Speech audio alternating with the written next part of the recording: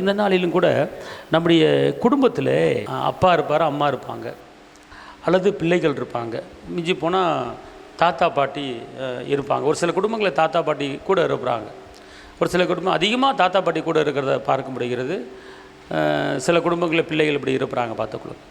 அப்படின்னா இன்றைக்கி வந்து குடும்பம் நடத்தும் போது 5 வருஷம் 10 வருஷம் குடும்பம் நடத்தினோன்னே கணவனுடைய குணாதிசயங்கள் என்ன அப்படிங்கிறத மனைவிட்ட கேட்டால் தெரியும், மனைவியுடைய குணாதிசயம் என்ன அப்படிங்கிறத கணவன்கிட்ட கேட்டால் தெரியும். அவருக்கு என்ன பேசுனா பிடிக்கும், என்ன பேசுனா பிடிக்காது, அது எல்லாமே நம்ம வந்து குடும்பத்தில் தெரிஞ்சு வச்சுருப்போம். நம்முடைய பிள்ளைக்கு என்ன பிடிக்கும், நம்முடைய மகனுக்கு என்ன பிடிக்கும், மகளுக்கு என்ன பிடிக்கும், எதை பேசுனா பிடிக்காது அப்படிங்கிறத எல்லா காரியத்தையுமே என்ன செஞ்சுருக்கிறோம், தெரிஞ்சு வச்சுருக்கிறோம். பட் தெரிஞ்சு வச்சாலும் அவர்கள் வந்து ஒரு குறிப்பிட்ட அளவு தான் வந்து நமக்கு ஹெல்ப் பண்ண முடியும், உதவி பண்ண முடியும்.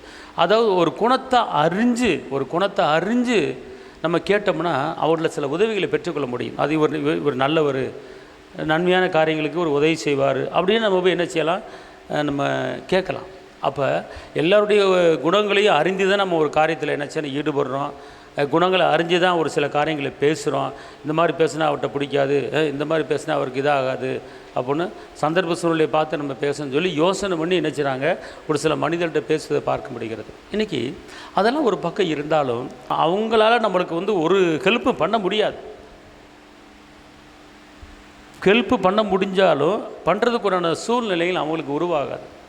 ஆனால் இன்றைக்கி வந்து நம்ம வந்து குடும்பத்தில் இருக்கிற அவருடைய குணாதிசயம் தெரிஞ்சு வச்சுருக்கிறோம், கட்டின புருஷனை தெரிஞ்சு வச்சுருக்கிறோம், மனைவியை தெரிஞ்சு வச்சுருக்கிறோம். ஆனால் இன்றைக்கி வந்து நம்ம தெரிந்து கொள்ள வேண்டிய தெய்வம் யாருன்னா நம்முடைய இரட்சகர்.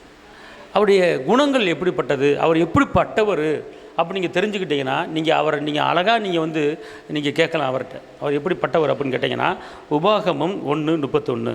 ஒரு மனிதன் தன் பிள்ளையை சுமந்து கொண்டு போவது போல நீங்கள் இவ்விடத்திற்கு வருகிற வரைக்கும் நடந்து வந்த வழிகள் எல்லாவற்றிலும் உங்கள் தேவனாகிய கர்த்தர் உங்களை சுமந்து கொண்டு வந்ததை கண்டீர்களே. இப்போ கவனிங்க, நம்முடைய தகப்பனுடைய குணாதிசயம் என்ன, நம்மளை என்ன செய்வாரா சுமக்கிறவர். அதாவது சுமக்கிறோம் என்னன்னா, இப்போ அந்த காலத்தில் கிராமங்களில் பார்த்தீங்கன்னா சின்ன பிள்ளை இருக்கும், அந்த சின்ன பிள்ளைகளை இந்த கழுத்தில் 2 பக்கம் காலை தொங்க போட்டுக்கிட்டு பிள்ளைகளை தூக்கிட்டு வருவாங்க.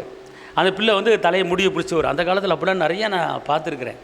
ஒரு தகப்பை வந்து என்ன செய்வார், சும்மா பிள்ளையை இப்படி தூக்கி போட்டு இங்கே 2 பக்கம் காலை தொங்கும் பிள்ளைகளை, அப்பா அப்படி சமந்துட்டு வருவார். அப்புறம் ஒரு பெரிய ஆற்றை கடக்கிறாந்தா அப்பா நினச்சிவார், அந்த பிள்ளையை கழுத்தில் போட்டுக்கிட்டு அந்த ஆற்றுல கடந்து வர்றதை நான் பார்த்துருக்குறேன். தகப்பனுங்கள் அப்படி பிள்ளைகளை என்ன செய்கிறாங்க, சுமக்கிறத பார்த்துருக்குறேன். அப்படிப்பட்ட காரியங்கள்லாம் நிறையா நான் கண்ணார கண்டிருக்கிறேன். அப்படி பார்க்கும்போது பாரு பிள்ளை எப்படி சுமந்துட்டு போகிறார் பாரு, அப்படிலாம் ஒரு ஆச்சரியமாக இருக்குது. ஆனால் இப்போ ஒரு சில வருடங்களாக அதெல்லாம் கண்ணில் பார்க்குறது கிடையாது. அப்படி யாரும் பார்த்துருக்கீங்களா? பிள்ளையை கழுத்தில் இப்படி மேலே தொங்க போட்டுட்டு அந்த தண்ணியை கடந்து போவான் சில கிராமங்களில். அப்புறம் ரொம்ப தூரம் நடந்து வர முடியாதுன்னு சொல்லி பிள்ளைகளை கழுத்தில் தூக்கி போட்டு அப்படிலாம் கொண்டு போகிறதெல்லாம் நான் பார்த்துருக்கிறேன். அது வந்து பார்க்கும்போது அந்த தகப்பனுடைய அன்பு அந்த இடத்துல வெளிப்படுது. பிள்ளை நடந்து வரக்கூடாது அப்படின்னு சொல்லிட்டு சுமக்கிறார் அந்த தகப்பன். அன்பார்ந்தவர்களே, இன்றைக்கி இந்த தகப்பனை காட்டிலும் நம்முடைய தகப்பன் உங்களை என்னையும் சுமக்குகிற தகப்பனாக இருக்கிறார். எப்படி போட்டிருக்கேன் பைபிள் அழகா, திருப்பி வாசிங்க அந்த வசனத்தை. ஒரு மனிதன் தன் பிள்ளையை சுமந்து கொண்டு போவது போல. பார்த்தீங்களா, ஒரு மனிதன் தன் பிள்ளையை சுமந்து கொண்டு போவது போல. அதாவது எப்படின்னா அவர் என்ன சொல்கிறாருன்னா, இந்த பூமியில் வாழ்கிற ஒரு தகப்பன் ஒரு பிள்ளை என்ன செய்கிறான், பிள்ளை கால் வலிக்குது நடக்க முடியலன்னு சொல்லும்போது அந்த பிள்ளை என்ன செய்கிறான், அந்த தகப்பன் சுமந்து கொண்டு போகிறான். அது போல அடுத்து நீங்கள் இவ்விடத்திற்கு வருகிற வரைக்கும் நடந்து வந்த வழிகள் எல்லாவற்றிலும் உங்கள் தேவனாகிய கர்த்தர் உங்களை சுமந்து கொண்டு வந்ததை கண்டீர்களே. இப்போங்க இதை எதை குறித்து பேசுகிறார் அப்படின்னு கேட்டால், எகிப்திலிருந்து புறப்பட்ட போது என்ன எத்தனை வருஷம் நடத்தி கூட்டி வந்தார் தெரியுமா? 40 வருஷம் நடத்தி கூட்டி வந்தார். எத்தனை வருஷம்? கர்த்தர் வந்து 40 வருடங்கள் அந்த இஸ்ரேல் மக்கள் என்ன பண்ணாங்களாம், நடந்துக்கிட்டே இருக்கிறாங்க. ஆனால் 3 நேரம் சாப்பாடுங்கிறது சாதாரண காரியம் கிடையாது. 10 லட்சம் மக்கள். நம்முடைய தேவன் வந்து படைப்பாளி. கொஞ்சம் யோசனை பண்ணி பாருங்களேன். இன்றைக்கி நம்முடைய ஒரு குடும்பத்தை நடத்துவதற்கு ஒரு மாதத்துக்கு உண்டான தேவைகள் நம்மளுக்கு டைட்டாக போயிட்டு இருக்கு, சந்திக்கப்பட முடியல. பிள்ளைகளை ஃபீஸ் கட்டணும், அரிசி வாங்கணும், பருப்பு வாங்கணும், பெட்ரோல் போடணும், டீசல் போடணும், தேவை சேர்ந்து தொட்டுக்க தொடச்சுக்க அப்படின்னு தான் போகுது. ஆனால் நம்முடைய தேவன் யார், அவர் எப்படிப்பட்டவர் அப்படிங்கிறத கொஞ்சம் யோசனை பண்ணி பார்த்தா 40 வருடம் இன்றைக்கி வந்து உங்களை சுமந்துட்டு வந்திருக்கிறேன். 40 வருடமும் உனக்கு நோய் கிடையாது உன் உடம்புல. 40 வருடமும் உனக்கு காய்ச்சல், தலைவலி, மண்டவலி எதுவும் வரல. 40 வருடமும் 3 நேரம் சாப்பிட்ருக்கிற. 40 வருடமும் உனக்கு மேக ஸ்தம்பம் நிலையில் வந்தது. பகலிலே வெயிலாகிலும் இரவிலே நிலவாயில் உன்னை எந்த சேதமும் இல்லாமல் நடத்தி கொண்டு வந்தேன். நான் உன்னை சுமந்தேன். இதுதான் நம்முடைய அப்பாவுடைய குணாதிசயம். இன்றைக்கி நம்முடைய தேவைகள் வரும்போது நம்ம அப்பாவை கொஞ்சம் சிந்தித்து பார்க்கணும். அப்பாவுடைய குணம் எப்படிப்பட்ட குணம் அப்படின்னு அவர் சொல்கிறாரு. நான் வந்து உன்னை வந்து சொல்கிற அளவு கைவிட மாட்டேன்னு சொல்லிட்டு அவர் 40 வருஷம் நடத்தி கூட்டி வந்தார். நான் சுமப்பேன், ஏந்துவேன், தாங்குவேன், தாப்பேன். நம்முடைய தகப்பனுடைய குணம் என்ன தெரியுமா உங்களுக்கு? முதல் குணம் அவர் குணம் தெரியுமா? அவர் நம்மளை தாங்குகிற தெய்வம். நம்மளை தாங்குகிற தெய்வம், தேவைகளை சந்தித்து தாங்குகிற தெய்வம். அப்படிப்பட்ட ஒரு உன்னதமான ஒரு தகப்பன் பார்த்துக்கோ. சுமக்கிறார். அதனால தான் பாரமான சிலுவை என்றும் இறக்கி வைக்கவில்லை, கூர்மையான ஆணி என்றும் புறக்கணிக்கவில்லை. என்னை யோசித்தீரே, என்னை நேசித்தீரே, என்னை யோசித்தீரே, எனக்காக செய்து முடித்தீரே. எனக்கு அவர் சொல்கிறார் பாருங்க, பாரமான சிலுவை இறக்கி வைக்கவில்லை, அந்த பாரத்தை அவர் சுமந்தார். ஏன் பாரத்தை சுமந்தார்? நம் பாரத்தை சுமக்காமல் நாம் பாரமில்லாத ஒரு வாழ்க்கை வாழும்படி என் தகப்பன் இயேசு பாரத்தை சுமந்தார். நம்ம பாரப்படக்கூடாது. இன்றைக்கி ஒரு குடும்பத்தில் ஒரு தகப்பனோ மனைவியோ பிள்ளைகளை எவ்வளோ நாளைக்கு பாரத்தை சுமக்க முடியலன்றுவாங்க. ஆனால் ஏசப்பா நமக்காக பாரங்களை சுமந்த தெய்வம். இன்றைக்கி உங்களுக்காக, எனக்காக, மகளை நீ பாரப்படக்கூடாது, நீ வேதனைப்படக்கூடாது, நான் சுமக்கிறேன், நீ சுமார்.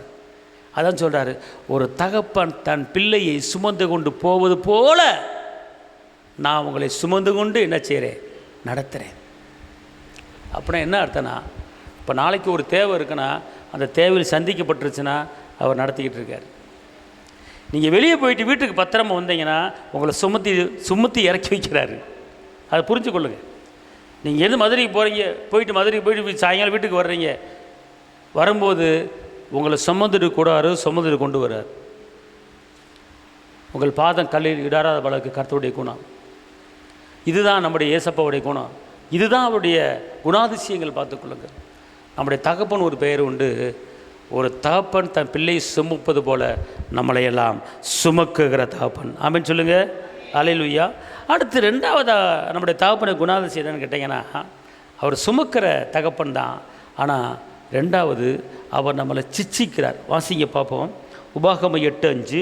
ஒருவன் தன் புத்திரனை சிச்சிக்கிறது போல உன் தேவனாகிய கர்த்தர் உன்னை சிச்சிக்கிறார் என்று நீ உன் இருதயத்தில் அறிந்து கொள்வாயாக. இப்போ கவனிங்க, நல்லா கவனிங்க. இன்றைக்கி ஒரு மகன் வந்து சேட்டை பண்ணானா, தப்பு பண்ணானா, பீடி குடித்தானா, சீரட்டை குடித்தானா, பெத்த தாப்பை என்ன செய்வார், அடிப்பார். 8ஆம் படிக்கும்போது 7ஆம் படிக்கும் தப்பு பண்ணானா தாப்பை ஸ்கூலுக்கு விட்டு போகும்போது அடிப்பார். ஏன்டா போனால் வச்ச அப்படின்ட்டு. இப்போ என்னையில் எங்கள் அப்பா வந்து ஒரு சீரட்டு பீடி குடிக்கிறவன்ட்ட போய் பேசுனா என்ன செய்வார், அடிப்பார் என்னைய. எதுக்கு எங்கள் அம்மா கேட்க, ஏன் அவனை அப்படி ஏன் அடிச்சுக்கிட்டு இருக்க பிள்ளையை போட்டு? அவங்க அப்பா பீடிச்சுட்டு குடிப்பான், தண்ணி அடிப்பான், அவன் மகனோடு பேசிக்கிட்டு இருக்கான் அப்படி சொல்லி இதுக்கு அடி. அவன் அது அவங்க அப்பே பண்ணதுக்கு மகன் என்ன எப்படி, ஏன் அவங்களோட பேசக்கூடாது, நல்லவன்ட்ட தான் பேசணும், கெட்டவன்ட்ட பேசக்கூடாது, அதுக்கு எனக்கு அடி, அதுக்கு எனக்கு அடி. அப்போ நான் படிக்கும்போது பழகிற பையங்களை வந்து அவன் நல்லவனாக பார்த்து தான் பழகி பேசி பார்த்துக்க. அவன் நல்லவனாக இருக்கிறானா, தம்படிக்காமல் இருக்கிறானா, சீட்டு குடிக்காமல் இருக்கிறானா, கெட்ட வார்த்தை பேசாமல் இருக்கிறானா, அப்படி பார்த்தா பேசுவேன். அப்போ எங்கள் அப்பா அடிப்பார் அந்த இடத்துல. பூசிக்கு போலையா அடிப்பார், சர்ச்சுக்கு போலையா அடிப்பார். சர்ச்சுக்கு போகலன்னா அடி விழுங்க பார்த்துங்க. இந்த காலத்தில் இருக்கிற பிள்ளை வந்து சர்ச்சுக்கு போகலன்னா சரி விட்றா படுத்துக்கடா அப்படின்னு சொல்கிற தாய்மாருக்கு தான் இருக்குது. ஆனால் எங்கள் வீட்டில் சர்ச்சுக்கு போகலன்னா அடி, சர்ச்சுக்கு போகலன்னா அடி, சர்ச்சுக்கு போகலன்னா சோறு கிடைக்காது. இதெல்லாம் வந்து ஒரு சிச்சை தானே, இதெல்லாம் வந்து ஒரு சிச்சை தானே. சின்ன பிள்ளையில சிச்சை பாருங்கள். ஞாயிற்றுக்கிழமை சர்ச்சுக்கு போகல, பூசைக்கு போகல அப்படின்னா சரி அடி, எதுக்குனாலும் அடி தான், ஆகுனா அடி தான். அப்போ அந்த அடி வாங்கும்போது அடுத்து கரெக்டாக அந்தந்த நேரத்துக்கு சாயங்காலம் பூசைக்கு, காலையில் பூசைக்கு, நவநாளுக்கு எல்லாத்துக்கும் கரெக்டாக அட்டன் பண்ணிடுவேன். பார்த்துக்கொள்ளுங்க, கரெக்டாக அட்டன் பண்ணிடுவேன். நவநாளுக்கு எல்லாத்தையும் கரெக்டாக அட்டன் பண்ணுவேன். ஏன் இப்படி கரெக்டாக அட்டன் பண்ணுறேன் அப்படின்னு கேட்டிங்கன்னா, அடி வாங்கினதுனால. அதுக்கு பேர் சிச்சை. அதுக்கு பேர் என்னது? சிச்சை. அப்போ இதே போல தான் நம்முடைய வாழ்க்கையில் கூட நம்ம குடும்பத்தில் கணவன் மூலமாக சில பிரச்சனை வரும், அல்லது மனைவி மூலமாக சில பிரச்சனை வரும், அல்லது பிள்ளை மூலம் பிரச்சனை வரும். அப்போ நம்ம நினைப்போம், என்ன சிச்சை, ஏன் இப்படிப்பட்ட சிச்சை, ஏன் நடக்குது, ஏன் இப்படி சோதிக்கிறா வைக்கிறான்னு சொல்லி நீங்கள் நினைக்கக்கூடாது. அது உன்னை சரி பண்ணுவதற்கு, அந்த சிச்சை சரி பண்ணுவதற்கு. இப்போ கணவனுக்கு அவங்க வீட்டை பற்றி அவங்க அக்காவை பற்றி பேசுனா, தங்கச்சி பற்றி பேசுனா, அம்மாவை பற்றி பேசுனா பிடிக்காது. மனைவி என்ன பண்ணு, ஆமாம் உங்கள் அக்கா பெரிய ஆளாக்கும், உங்கள் அம்மா பெரிய ஆளாக்கும், உங்கள் அம்மா என்னத்தை கொடுத்தாங்க, உங்கள் அம்மா நம்ம பிள்ளை வயசு வந்ததுக்கு ஒன்றுமே செய்யலை, ஒன்றும் செய்யலை, அப்படி இப்படின்னு பேசும்போது கணவனுக்கு கோவரே, எங்கள் அம்மாவை பற்றி பேசாத, எங்கள் தங்கச்சி பற்றி பேசாத, எனக்கு எங்கள் அம்மாவை பற்றி பேசினா கோவம் பலியாக வரும், ஒழுங்காக இருந்துக்க அப்படின்னு சொல்லிட்டார். ஒரு வாட்டி பேசியா சொல்லிட்டார். அப்போ திருப்பி இப்படி பேசும்போது திருப்பி அப்படி கோவப்படுறார். அப்போ அடி விழுகும், பிரச்சனை விழுகும், ஒவ்வொருத்தர விழுகும். நான் வீட்டுக்கு கோச்சிருந்தேன், எங்கள் அம்மா வீட்டுக்கு போகிறேன் அப்படின்னு போயிடுவாங்க. அப்போ இந்த போராட்டம் ஏன் வந்துச்சு அப்படின்னு கேட்டால், அவங்க வீட்டை பற்றி பேசுனால தான். அப்போ இதுலேருந்து என்ன தெரியுது, இந்த சிச்சை எதுக்கு, அவர் என்னால் ஊரை விட்டுட்டு போயிடுவான், அல்லது இந்த அம்மா விட்டுட்டு போயிடும், என்னை அடிச்சு விட்டான், எதுக்கு அடித்தான், அவங்க அம்மா பற்றி பேசுனேன், தப்பாக பேசுனேன், அவங்க அம்மா அவளை இவளை சரியில்லை, இவள் சரின்னு ஒன்று, அதனால் என்னை அடிச்சியான் போயிட்டான். அப்போ அடிக்கிறதுக்கு காரணம் இருக்குது. நீ எதுக்கு அவங்க அம்மா பற்றி பேசுகிற, அவன் கொடுத்தானா கூட பேசக்கூடாது. அப்போ இதுலேருந்து என்ன ஆகுச்சு, பிரிவினை உண்டாகுது, கோச்சிட்டு போயிடுச்சு. அப்போ வீட்டில் ஒரு சில அட்வைஸ் பண்ணி நீ அம்மா பேசக்கூடாது சொல்லி அட்வைஸ் பண்ணி அனுப்பிச்சி வைக்கிறாங்க. அனுப்பிச்சி வச்சுட்டு பழையபடி குடும்பம் நடத்துது. பழையபடி குடும்பம் நடத்தும்போது திடீர்னு ஏதாவது போராட்டம் வரும்போது புருஷனுடைய அக்கா தங்கச்சி அம்மாவை என்ன செய்யாது, அந்த பொண்ணு அந்த வீட்டுக்காரம்மா என்ன செய்யாது, பேசாது. இந்த பேச்சை பேசினா அவன் அடிப்பான், இந்த பேசினா அவன் குடைவான், இந்த பேசினா அவன் எதாவது திட்டுவான், எதுக்கடா இந்த பேசுவானே, அவன்கிட்ட திட்டு வாங்குவானே, வை வாங்குவானே, நம்ம தலையெழுத்து வந்தாச்சு, மாட்டிக்கிட்டாச்சு, அவனுக்கு ஈக்குவலாக போயிடும் அப்படின்னு சொல்லி தேவையில்லாத வீண் வார்த்தைகளை என்ன செய்ய மாட்டான். இந்த வார்த்தையை பேசுனா பிடிக்காது, தங்கச்சியை அக்காவை அம்மாவை பேசுனா அவனுக்கு பிடிக்காது, அதனால் இதை பற்றி அவன்கிட்ட பேசக்கூடாது அப்படின்னு சொல்லிட்டு என்ன செய்ய மாட்டாங்க, குறைய என்ன செய்ய மாட்டாங்க, அம்மாவை பற்றி பேச மாட்டாங்க. அப்போ இந்த பிரச்சனைக்கு அடி கொடுத்துருப்பான், அடியை வாங்கியிருப்பாங்க, கோச்சிட்டு அம்மா விட்டு போயிருப்பாங்க. அப்போ இது ஒரு சின்ன போராட்டம், இது ஒரு சின்ன சிச்சை. அப்போ இந்த சிச்சை எதுக்கு வந்துச்சு அப்படின்னு கேட்டால், அடுத்து இந்த மாதிரி யாரையும் குறை பேசாத, யாரையும் முறுமுறுக்காத, அதுக்கு கர்த்தர் சிச்சிக்கிறார். புரியுதா உங்களுக்கு? இதுதான் சிச்சிக்கிறது. அதாவது நம்ம சொன்னால் கவுன்சிலிங் பண்ணி செய்யாதம்மா பேச சொன்னால் கேட்க மாட்டாங்க. 2 அடியை கொடுத்து அம்மா வீட்டுக்கு போக விட்டுட்டு அதுக்கப்புறம் தான் என்ன செய்வாங்க, திருந்தவங்க பார்த்துக்கொள்ளுங்க, வேறு வழி இல்லை. அப்போ அதனால தான் சிச்சிக்கிறார். இதே போல் தான் கர்த்தர் ஒரு சில காரியங்களை சிச்சிப்பார், பார்த்துக்கொள்ள. இன்னொரு வசனத்தை வாசிங்க, நீதிமொழிகள் 3:12. தகப்பன் தான் நேசிக்கிற புத்திரனை சிச்சிக்கிறது போல கர்த்தரும் எவனிடத்தில் அன்பு கூறுகிறாரோ அவனை சிச்சிக்கிறார். அல்லேலூயா. இங்கே இருங்க, இயேசு எவன் மேலே ரொம்ப பாசம் வச்சிருக்கிறாரோ அவனுக்கு பல போராட்டம் வரும், பல பிரச்சனை வரும். அது எதுக்கு அப்படின்னு கேட்டால், அவன் என்கிட்ட நிலச்சிருக்கிறானா, அல்லது இந்த பிரச்சனையின் மத்தியில், இந்த வேதனையின் மத்தியில், கஷ்டத்தின் மத்தியில் என்னை குறித்து முறுமுறுக்கிறானா அப்படிங்கிற டெஸ்ட்டு வைப்பார் நம்மளுக்கு. கழுத்து கத்தி வந்துருச்சு, பிரச்சனை தலைக்கு மேலே போயிடுச்சு, சமாளிக்க முடியல, நீ உபாசம் போட்டு ஜெபிக்கிற, அந்த ஜெபம் பண்ணுற, இந்த ஜெபம் பண்ணுற, ஒன்றுமே நடக்கலை. ஆனால் அப்படி இருக்கும்போது ஜெபிச்சு என்னத்தை கண்டா, ஏசு எனக்கு ஒன்றுமே செய்யலை அப்படிங்கிற வார்த்தை உன் வாயில் வருதா அப்படிங்கிற கவனிக்கிறதுக்கு ஏசப்பா பார்த்துக்கிட்டே இருப்பார். அதில் குறிப்பாக ஜெயித்த ஒரு தேவ மனிதர், ஒரு முற்பிதா யார் தெரியுமா? யோபு பிள்ளை போச்சு, சொத்து போச்சு, எல்லாம் போச்சு, ஒரு வார்த்தை கூட ராஜாதி ராஜாவை குறை சொல்லலை. வேதம் சொல்கிறது, தன் வாயினாலே யோபு என்ன செய்யலையா, பாவம் செய்யவில்லை.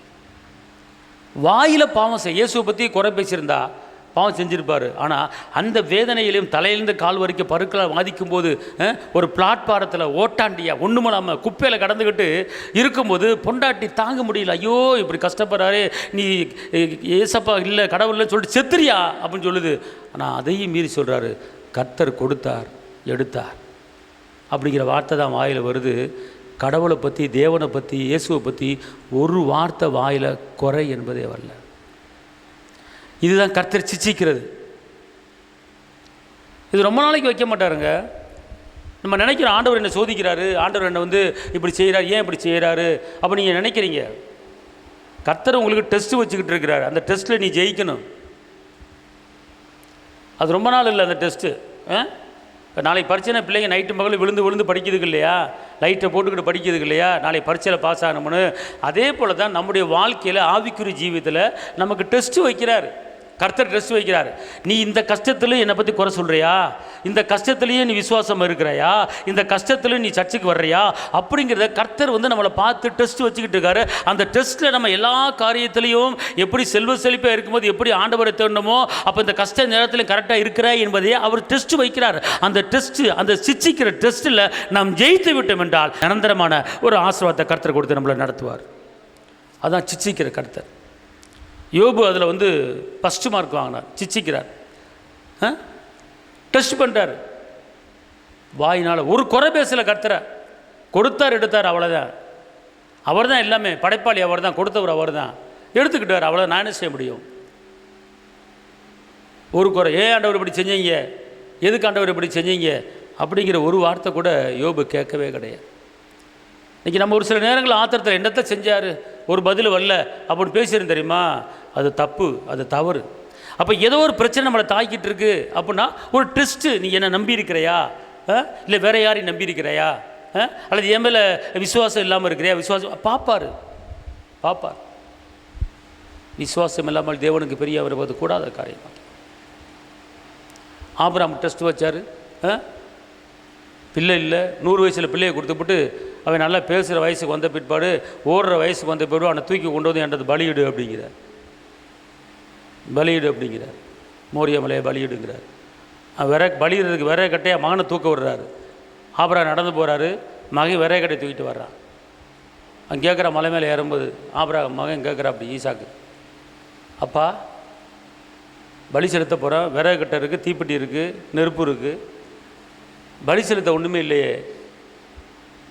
அவன் நினைக்கிற ஆடு இல்லை மாடு இல்லை, இதை வச்சு பலி செலுத்த போகிறான்னு. ஆனால் அவனவே பலி செலுத்த போகிறாங்கிறது அவனுக்கு தெரியல ஈசாக்கு. ஆனால் யாபரை சொல்கிறாரு, கர்த்தர் பார்த்து கொள்வார். வார்த்தையை பாருங்கள். ஆனால் அங்கே போய் பலிபீடத்தில் அந்த விரைய கட்டை அடிக்க வச்சுட்டு மகனை படுக்க வச்சுட்டு கத்தியை ஓங்கும் போது கர்த்தருடைய வார்த்தை கடந்து வருது, ஆபிரகாமே கத்தியை பிள்ளை மேலே போடாது, அங்கே ஒரு ஆடு இருக்க பாரு, அதை பலியிடுங்க. அந்த சிச்சை ஆபிரகாம் அப்படிப்பட்ட ஒரு சிச்சை.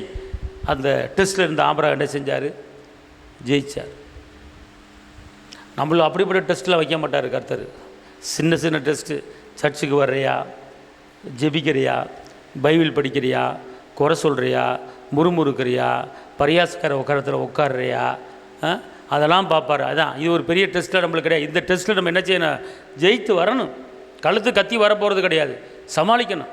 அதை சிச்சையில் நம்ம பொறுமையாக இருந்து அதை சாதிச்சிட்டேன்னு வச்சுக்கொள்ளுங்களேன், கர்த்தர் தேவையில் எத்தனை என்ன செய்வார்? சந்திப்பார். அதனால் சிச்சிக்கிற நேரத்தில் நமக்கு பொறுமை அவசியம்.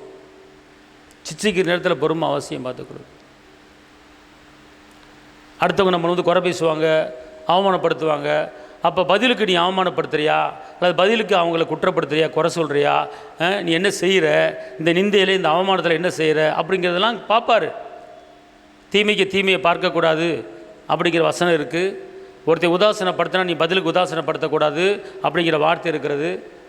அதுக்கு பதிலாக ஆசீர்வாதங்களை சுதந்திரிக்க அழைக்கப்பட்டு இருக்கல் என்பதை அறிந்து நீ ஆசீர்வதி என்று வேதம் சொல்கிறது. நீ அது கட்டுப்பட்டு நடக்கிறாயா என்கிற காரியத்தில் கர்த்தர் நமக்கு டெஸ்ட்டு வைப்பார், சோதனை வைப்பார். அதுதான் சிச்சிக்கிற தகப்பன். நம்ம தகப்பன் என்னது? டெஸ்ட்டு பண்ணி தான் என்ன செய்வார்? ஆசீர்வாதத்தை கொடுப்பார். சிச்சிக்கிற தகப்பன். அதனால் அந்த சிச்சிக்கிறது ரொம்ப பெரிய சிச்சிகளாக இருக்காது, லைட்டாக தான் இருக்கும். அதனால் அந்த நேரத்தில் நீங்கள் சுதாரித்து பொறுமையாக அவர் மேலே நம்பிக்கை வைக்கணும், அவர் மேலே விசுவாசம் வைக்கணும். கண்டிப்பாக கர்த்தர் என்னை உயர்த்துவார் அப்படிங்கிற அந்த அந்த வாக்குறுதி உங்களுக்கு என்ன செய்யணும், எப்போதுமே என்ன செய்யணும் இருக்கணும். தப்பி தவறி தவறான வார்த்தை என்னத்தை செஞ்சார் அப்படின்னு பேசிடாதீங்க. இன்னும் ஒரு பதில் வரலையே ஜெபத்துக்கு பேசிடாதீங்க, தவறாக நினச்சிடாதீங்க. அப்போ நீங்கள் ஃபெயிலாகி போயிடுவீங்க, டெஸ்ட்டில் ஃபெயில் ஆகிடுவீங்க, அப்போ வர்றது கிடைக்காது. அப்போ அதான் சிச்சிக்கிறது. அப்போ அந்த சிச்சிக்கிற நேரத்தில் நீங்கள் பொறுமையாக இருக்கணும்.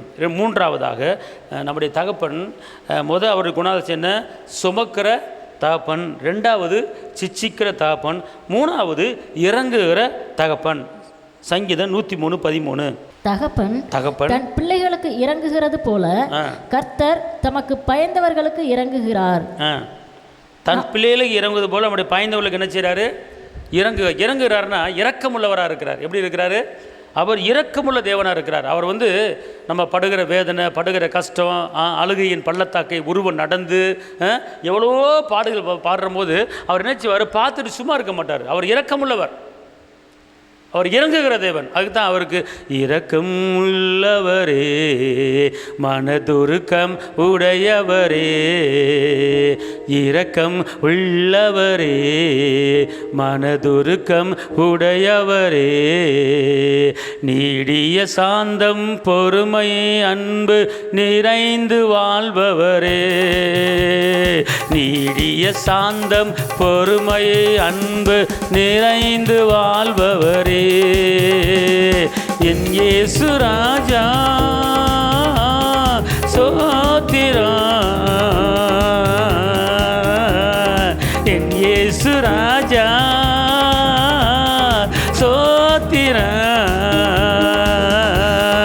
சோத்திரமே சோத்திரமே உயிருள்ள நாள் எல்லாமே, ஐயா ஸ்தோத்திரமே சோத்திரமே உயிருள்ள நாள் எல்லாமே, கூப்பிடும் யாவருக்கு ஐயா அருகில் இருப்பவரே, கூப்பிடும் யாவருக்கு ஐயா அருகில் இருப்பவரே, உண்மையாய் கூப்பிடும் குரல் தன்னை கேட்டு விடுதலை தருபவரே, உண்மையாய் கூப்பிடும் விடுதலை தருபவரே, என் இயேசு ராஜா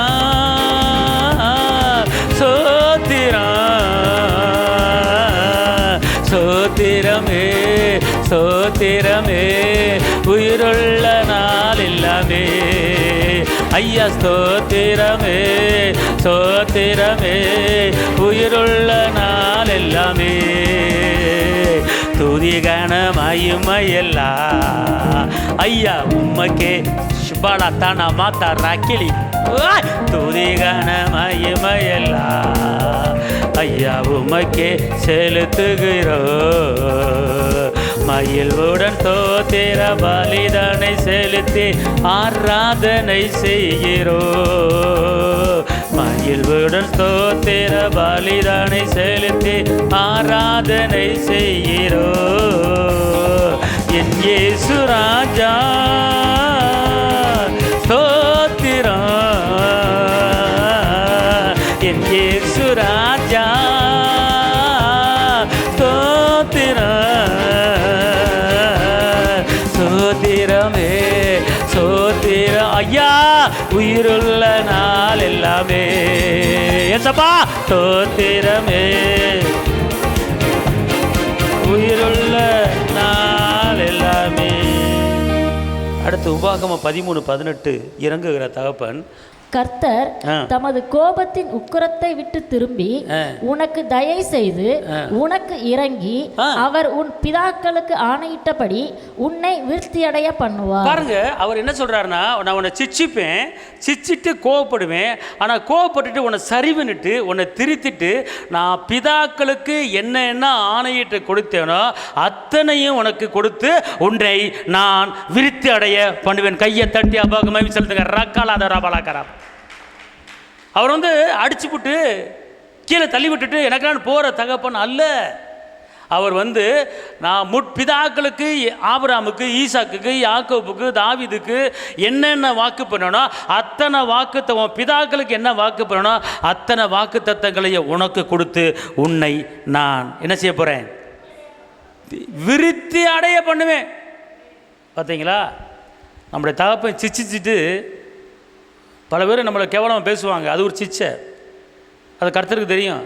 பல பேர் நம்மளை அவமானப்படுத்துவாங்க. நீ என்னடா தொழில் பண்ணுற, என்னடா வாழ்க்கையில் முன்னேறாங்க கிடக்க, இதே வருஷத்தில் பொழப்பு அப்படின்னு வைவாங்க, திட்டுவாங்க. அது ஒரு சிச்சை. ஆனால் கர்த்தர் சொல்கிறார், அந்த சிச்சையிலையும் அந்த கஷ்டத்திலையும் அந்த நிந்தையிலையும் அந்த அவமானத்திலையும் என் தகப்பன் இயேசு எனக்கு இருக்கிறார், அவர் என்னை கைவிட மாட்டாருங்கிற ஒரு உறுதி மனப்பான்மை விசுவாசம் உனக்கு இருக்குமானால் கர்த்தர் சொல்கிறாரு, நீ வெட்கப்பட்ட இடத்துல உன்னை தள்ளிமறை பண்ணி உன்னை நான் விருத்தி அடைய பண்ணுவேன்.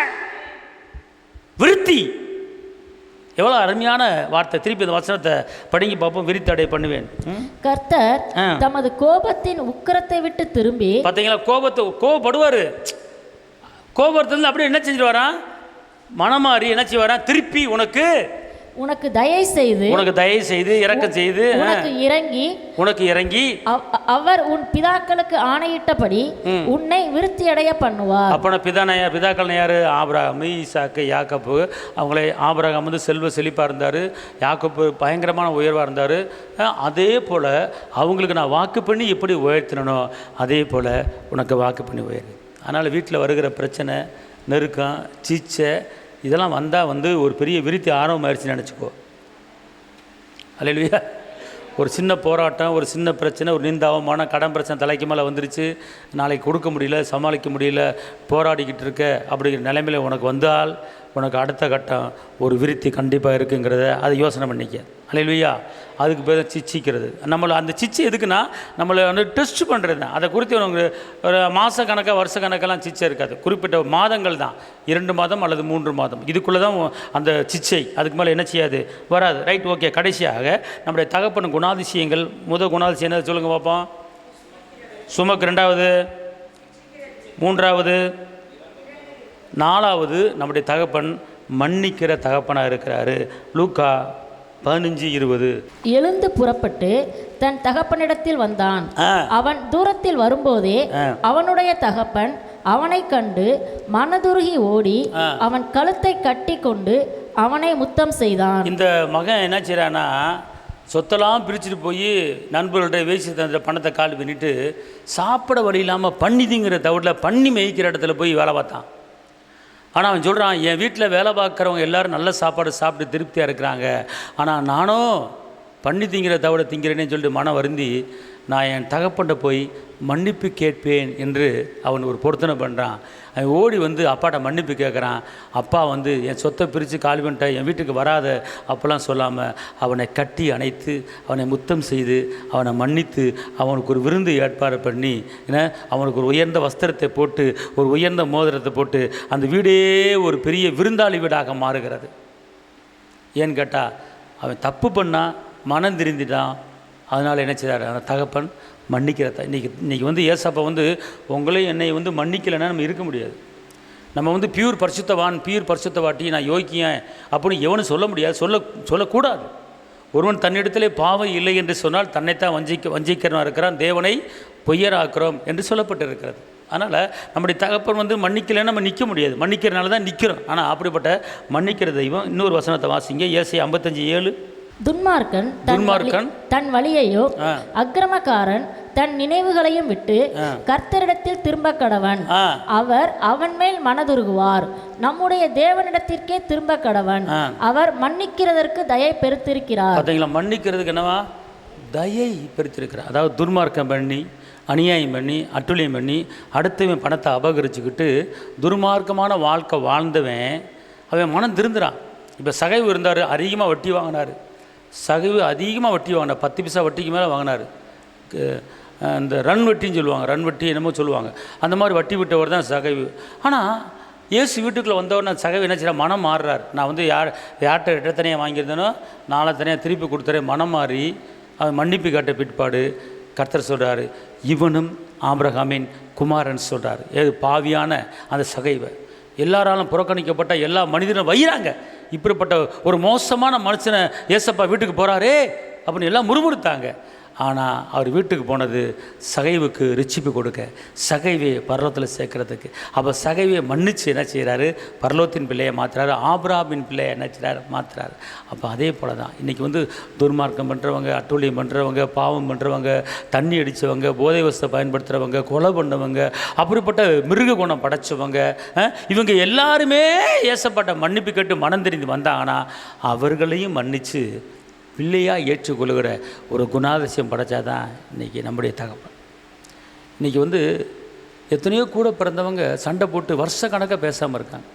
அக்கா தங்கச்சி பேசாமல் இருக்குது, அண்ணன் தம்பி பேசாமல் இருக்காங்க. ஏன்? அவன் செஞ்ச தவறு அப்படி, அவன் செஞ்ச குற்றம் அப்படி, அவன் பேசின வார்த்தை அப்படி. இன்றைக்கி ஊரில் பார்த்திங்கன்னா எத்தனையோ உறவுகள், எத்தனையோ சொந்தங்கள், மாமா, மச்சா, சித்தப்பா, பெரியப்பா, பங்காளி, அவனை நான் பேச மாட்டேன், அவனை வெட்டுவேன், குத்துவேன் அப்படிங்கிற எவ்வளவோ பகைகள் இன்றைக்கி வளர்ந்துருக்கிறத பார்த்துக்கொள்ளுது. அவன் வெட்டினா பழிக்கு பழி வெட்டுறது. ஒருத்தனை வெட்டிட்டு ஜெயிலுக்கு போயிட்டானா, ஜெயிலை விட்டு வெளியே வரும்போது ஒருத்தன் போட்டு தள்ளிடுவான். நாட்டில் நடக்குது, தேசத்தில். ஆனால் நம்ம அப்பாவுடைய குணம் தெரியுமா உங்களுக்கு? சரி, அந்த நேரத்தில் தப்பு பண்ணிட்ட, போ, உன்னை மன்னிக்கிற தெய்வம்.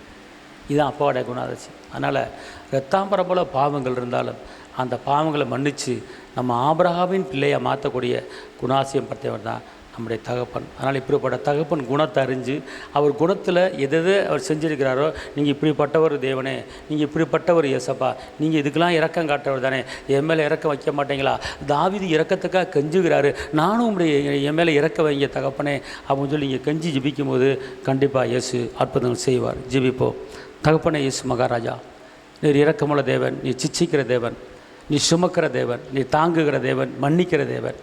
ஆண்டவரே கர்த்தாவே, நீர் ராஜாதி ராஜாவாக எங்கள் மத்தியில் கடந்து வந்திருக்கிறேன்.